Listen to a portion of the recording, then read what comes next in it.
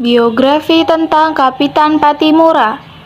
Pattimura merupakan seorang pahlawan nasional Indonesia yang berasal dari Maluku.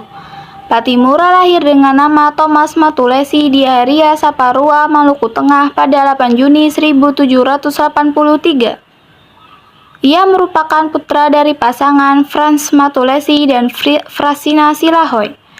Keluarga Pattimura merupakan keturunan bangsawan asal Nusa Inah Seram.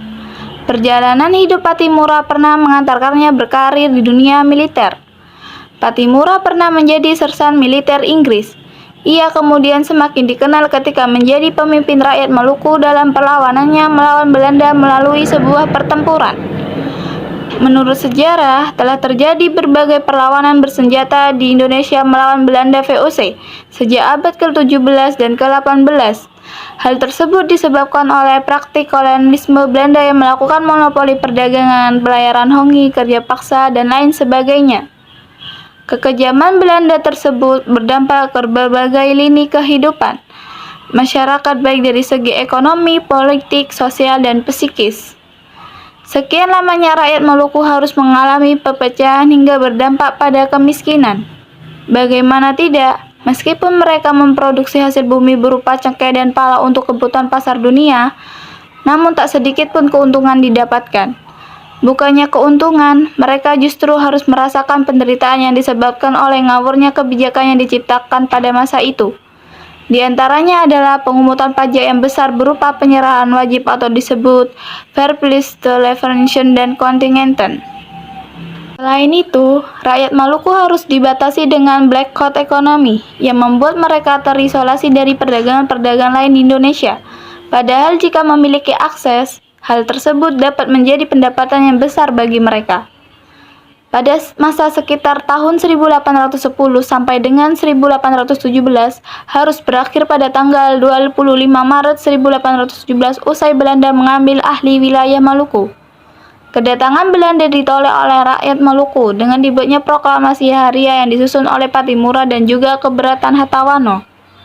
Pemerintah Belanda menguasai Maluku dengan memaksakan kekuasaannya melalui Gubernur Van Middelkoop dan Residen Saparua Johannes Rudolf van der Beek. Dari situlah perlawanan rakyat Maluku digencarkan. Musyawarah pun diadakan dengan keputusan menunjuk Pattimura sebagai kapten besar yang bertugas memimpin perjuangan rakyat Maluku. Pengukuhan Pattimura dilakukan pada 7 Mei 1817 pada rapat umum di Baileu Negeri Haria dengan upacara adat. Usai pelantikannya sebagai kapitan besar, Pattimura memilih beberapa orang yang dianggap memiliki jiwa ksatria untuk membantunya. Antaranya Anthony Redbock, Philip Satimahina, Lucas Celano, Arong Lisapavi, Melchior Kausaulia, Sarasa Sanaki, Martas Christina Tiahu, serta Paulus Tiahu. Pergerakan dimulai dengan penyerbuan Pattimura bersama Philip Satimahina dan Lucas Celano ke Benteng Dorset. Dengan semangat juang dan persatuannya, Benteng Dorset berhasil dilumpuhkan oleh Pattimura. Kemudian kelompok militer Belanda di bawah pimpinan Mayor Betjes diutus untuk pergi ke Saparua oleh Gubernur Van Middelkoop dan Komisaris Engelhard. Mereka melakukan sebuah ekspedisi yang kemudian disebut dengan ekspedisi Betjes.